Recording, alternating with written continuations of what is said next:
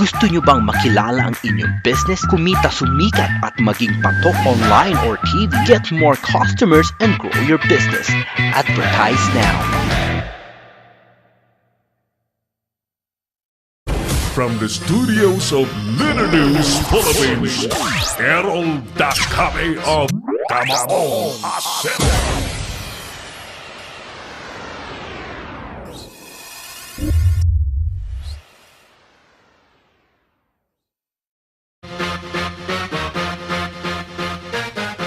Thank you and balik po tayo sa palatuntunang Kamao nga Sero na sa bayan pong napapanood sa Leader News Philippines at sa Pinoy Extreme Channel.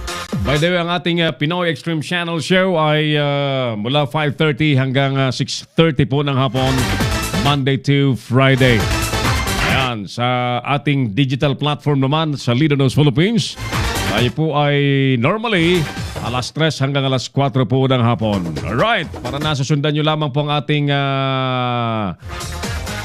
pandaigdigang broadcast. Ang ating mga telepono, by the way, ay 0927-4942-175 at 09497365,000. Balikan natin ang ating survey question, mga suki. Sang-ayon ka ba o hindi sa pagpapababa ng age of criminal liability? Ayan. Sige, tuloy-tuloy muna natin itong mga reaksyon sa ating personal wall dahil sandamakmak na po ang mga sumagot, ano? Teka ha? At natakpan lang ditong mga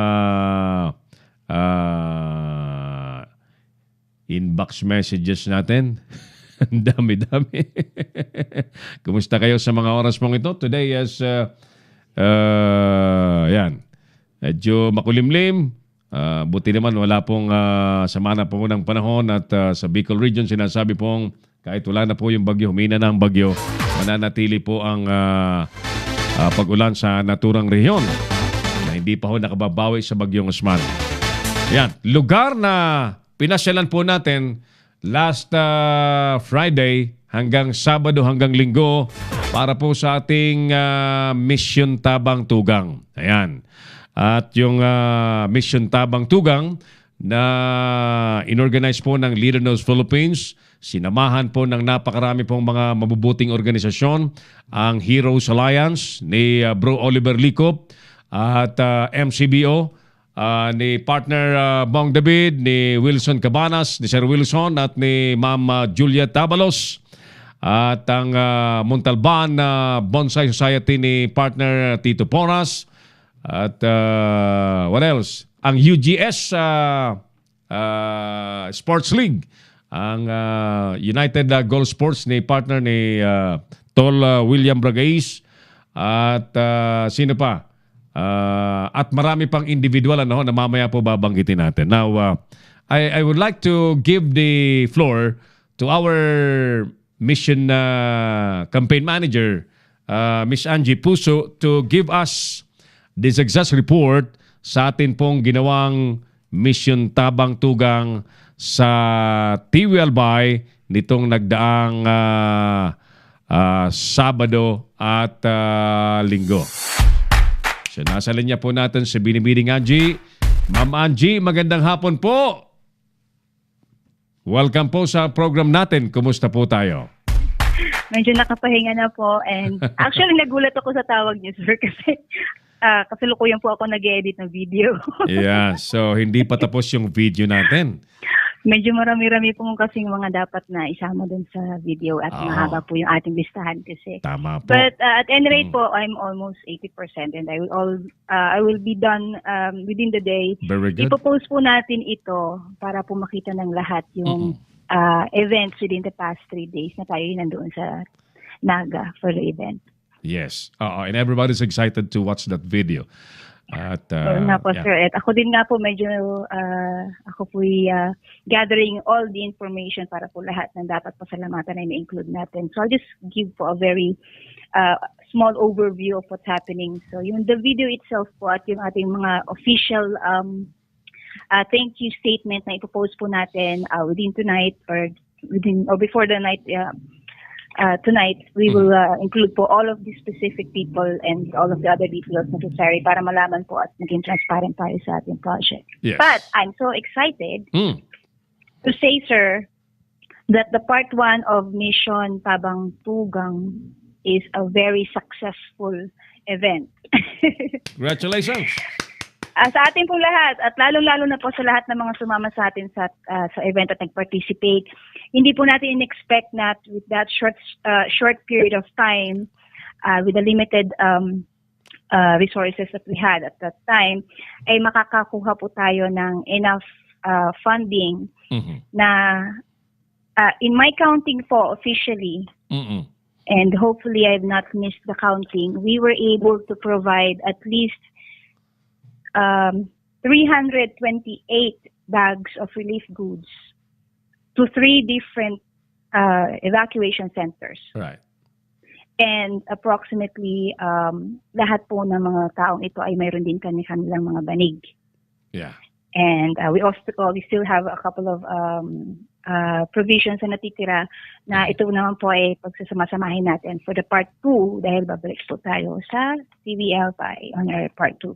Right. Now, I would just like to consider, sir, the presence of the people na nagpunta po doon. And I'm just, okay, here you go. Sorry, I wasn't really expecting the call this soon. Anyway, like we've mentioned before po, we would like to thank the following. Mr. Tito Porras of Montalban Bonsai Society, of course, Sir Errol Dahame of the News Philippines, foremost. Heroes Alliance under Oliver Licup or Chairman Oliver Licup. Sir Philip Dacoco, Sir Jobert Clet, who's always been there from the beginning hanggang sa monitoring, Sir na GC, always checking on us. Sir Bong David of Macbo and CIS, including Sir Wilson, Ma'am Juliet. Everybody came from Macbo. They provided us 200 sleeping mats. Apart from the relief goods that they provided, nagbigay po sila ng 200 pieces. So I think 205 yet. We have to verify, but it's 200 sleeping mats. Yes. And also, nag-follow up po si Miss Rain Hanson. So maraming salamat po.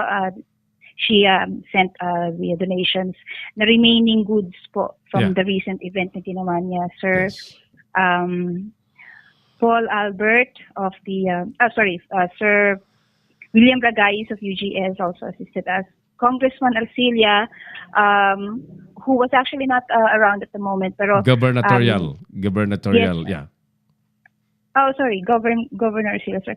Now, instead of Governor Arcilia, sir, he sent the presence of Ma'am Donna Arcilia to represent, and they also added additional relief goods for the families of the evacuees. Right. More importantly, Ma'am Judith Sadia of the MSWDO in Tiwi, the principal of Naga High School, Sir Vic Wate, Kapitan Avelino Vidoria, who provided us our headquarters in the Naga Barangay Hall. Yes. Our partner riders, Heroes, Macbo, I believe we have Viajero Bicolanos. Yeah. We have, let me just check my list, sir. I'm so sorry.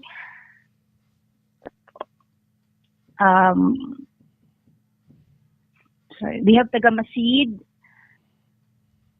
RRGR, Tabaco Chapter, the investigative team of media, Rider Squad of Macdo. What else? Yung pong iba namin hindi ma-mention right now, we apologize, but we will definitely... yung iba nandito sa akin na Angie, ano? Say, sir, kasi I'm still collating the information, sir, kasi we, like I said, sir, there's so much to do pa. Yes. Accounting-wise, we're still finishing up with that one. Yeah, but we are very, very excited because, like we said, we were targeting only 200 people. 150 is the national high school, and 50 families. This is in terms of families, so that's more than 700 people. But in the high school, we were targeting 150, and then in the elementary school, it was about 55 families there. Overall, that was more than just 210. Yes. But the good news is that in the high school alone, we were able to provide 240 bags of relief goods and sleeping mats. And then yung remaining po natin, since we still had a lot, kasi there was about 300 plus bags of goods, we went out and look around for other evacuation centers. And Nakarating luckily tayo now, sa nakarating tayo yes, sa sir. Horoan Elementary Horoan School. National High, yes, sir. National High School, National sir. High School, Horoan yes. National High School National High in School. Barangay Horoan in TV. And from there, we were able to add additional relief goods to about 75 families na stranded din po doon sa evacuation center. On top of our target, we exceeded that with an additional 75 relief goods and sleeping mats. Tama. So very excited po kami doon. It was very successful. Everybody were happy. Even the children are happy. And maraming salamat Banggitin po ko sa lang, lahat ng G, no? sumuporta. Banggitin ko rin lang, G, si Pinsang Joel Brocales, yung mag-asawang Joel Brocales and Evelyn Brocales ng Mixed Restaurant sa yes. Makati. Yes. Si Melj, yung mag-asawang Melj and Arnel Parum ng Pasig. Meron pang nagpahabol si classmate Digna Kompetente. Yan. Wow, maraming Nagpahabol salamat pa. po. At ang good news, ano ba ang good news? Si Tol William Bragais who conducted a one-day league. Yes, sir. From the I think it's the Abu Dhabi Sports Fest. United Arab Emirates ay nagpapahabol pa ng funds. Nga lang hindi daw nakapasok sa bank account natin. Sabi ko, don't worry, okay lang sapagkat it can be allocated sa ating second part. That's true. Yeah. So we are so in that regard, sir, we are continually asking for your support with the mission Pagpugang. Hindi pa po tayo tapos. Like right now, we are experiencing another typhoon. I think it's Amang. At kasalukuyan po may mga ulan na rin na nagaganap. So in the couple of months, na probable na magkaroon na rin ng mga ganito. Siguro yeah.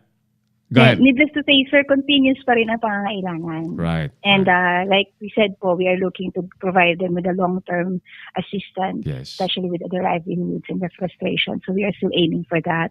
So tuloy lang po ang pagsuporta dahil kailangan pa rin po ng TV ang mga tulong ninyo. We just also like to mention, sir, yung pong mabait na sister, si Ma'am LV, na kami who accommodated us after the event. Not only that, nandun din siya and she also participated in the repacking and distribution and accommodated us the group po natin for dinner. So maraming salamat din po. Bait nung kapatid kong yun, hindi ko in-expect na magkikita nga kami. Sabi ko hindi ko in-expect. So anyway, salamat sa LV. Kay LV, yung aming bunso. Ayan. Marami tayong we're planning to send a personal thank you letter, G, sa mga bagamat yung karamihan ay may mga certification, but I think it would be more proper to send a formal letter of gratitude to those who supported us, G, no? Yes, sir, no problem.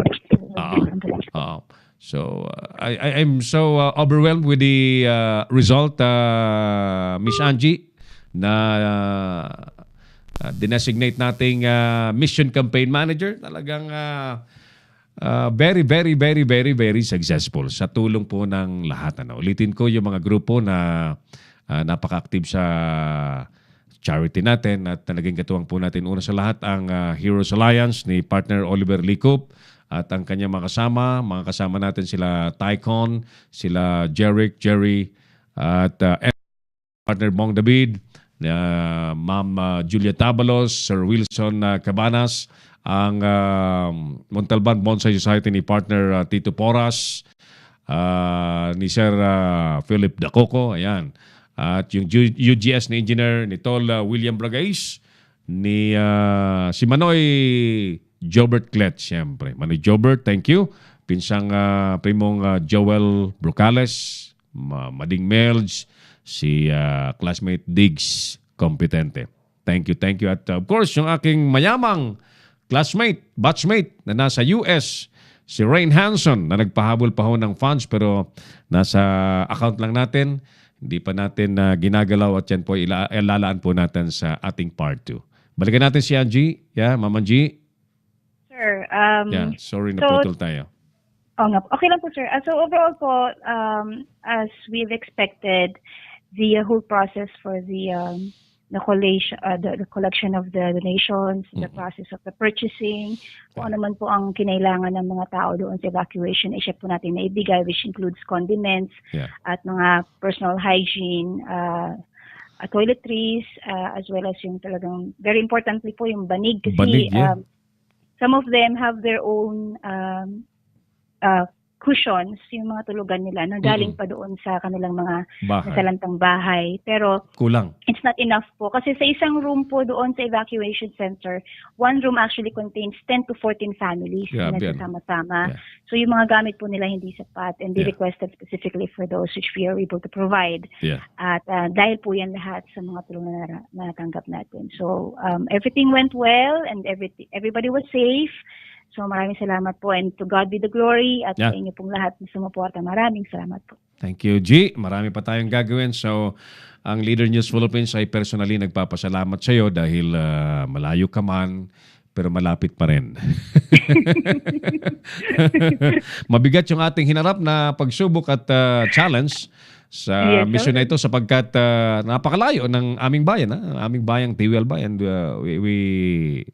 We braved the distance.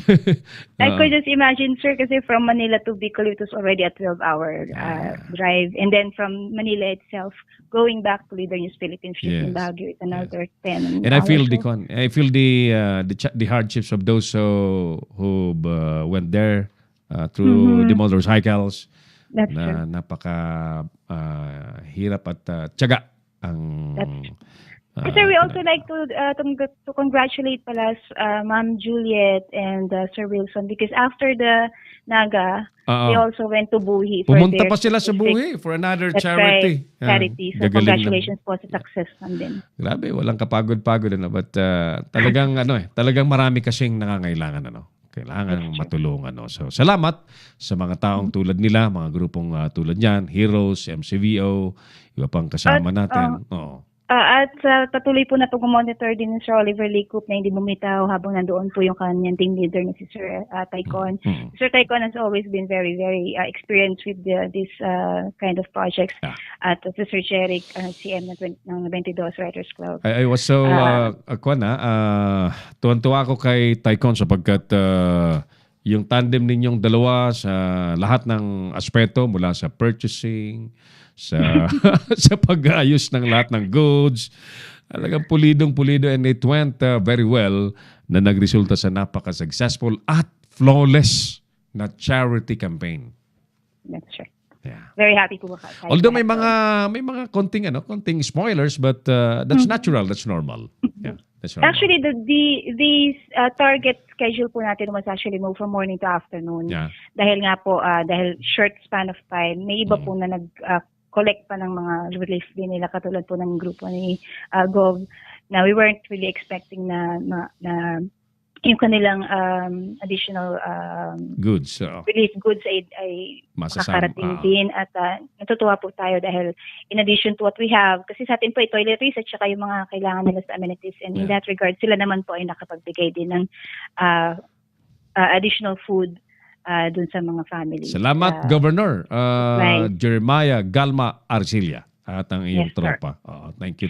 So, yung pong delay na yun ay hindi naman po humadlang sa atin. And in fact, the weather was very nice. Wala pong problema sa weather. Everybody was like enjoying the sunset. Mainit na panahon, pero mas mainit po yung mga puso ng mga volunteers on that particular day. So, masaya po. Grabe yung grabe yung in fact lahat may participation, active participation na nagresulta nga sa victorious activity. We actually made sure of that, sir. Kasi po we wanted to make sure na lahat po ng makakarating doon would really feel what it's like to be part of that event. So ang ginawa po is mayroon po tayong mahabang table na inayos doon sa harapan ng admin office ng eskwelahan. And each area po, show the pictures ulit available. Each area po kasi we have a specific group na let's say for example sa opening, yung Yeah. first, kasi may stubs po tayong pinamigay, so they have to tear it in half, hatiin sa gitna, Yeah. to make sure na lahat po ay magkakaroon. So from the beginning po, Macbo and the media group was there, CIS, and then after that yung grupo na po ni Gov, tapos yung grupo ng Bicolanos and everybody else, and the rest of the individual representatives na nandoon ng iba't ibang klaseng grupo. And then sa dulong-dulo po was tayo naman to ensure na lahat sila may kanya-kanya mga bit-bit. Right. And we ask them kung ano mga pangalan nila, ilang members of the family, so that we can provide them yung pong exact size naman ng kanilang banig na ayon sa pangangailangan nila. And Yeah. we were at the back end. And everybody was pitching in, and everybody was laughing and nagkakabiruan po. Even the Yeah. people there are happy. You can see the pictures and the videos, puro masasayang mukha lang po ang aming natanaw doon sa event. So, Tama. Galing. it was really well organized, sir. Thank you sa inyong lahat, G, mga katropa natin, mga kaibigan, mga supporters, donors, sa lahat ng nag-participate. Yes, sir. Maraming salamat din po sa opportunity, sir. At ang mga certificates po naman ay makikita nyo with the pictures that we are showing right now. So, sana po, abangan nyo rin yung aming thank you video para sa lahat. Yeah. So, hindi pa ito tapos. May thank you video tayo, may letter tayo of gratitude para we can expressly we can tell them how we are so grateful with having them with us in our charity campaign now. And At, go ahead. At we look forward, sir, na hanggang sa part 2 or part 3, Part 2, Part 3. andyan pa rin sila. Yeah. By the way, to mention na, yung Part 2 natin will be looking at providing solutions sa reforestation, relocation, and livelihood. That's true. Yeah, so medyo mabigat po itong susunod. So we will be calling again to everybody for everybody's help, no? At hindi kami magsasawang kakatok sa inyo mga puso. Ano po? Thank you, G. Thank you. Maraming salamat and may God bless you always. Thank you, sir. And likewise po, God bless. And maraming salamat po again for the opportunity at sa lahat ng mga kasama. Mabuhay po kayo. Saludo po ang buong Heroes Alliance Incorporated at Leader News Philippines sa inyong mga voluntary work. Maraming salamat po. God bless. Binimining Angie Puso ang ating mission campaign manager na nakatuwang po natin all the way. Simula po ng kinonceptualize po yung mission Tabang Tugang hanggang sa ito po'y successfully ma-implement sa Naga, Tiwelbay at sa Horuan, Tiwelbay. Balikan ko po kayo with our special segment, Mano-Mano.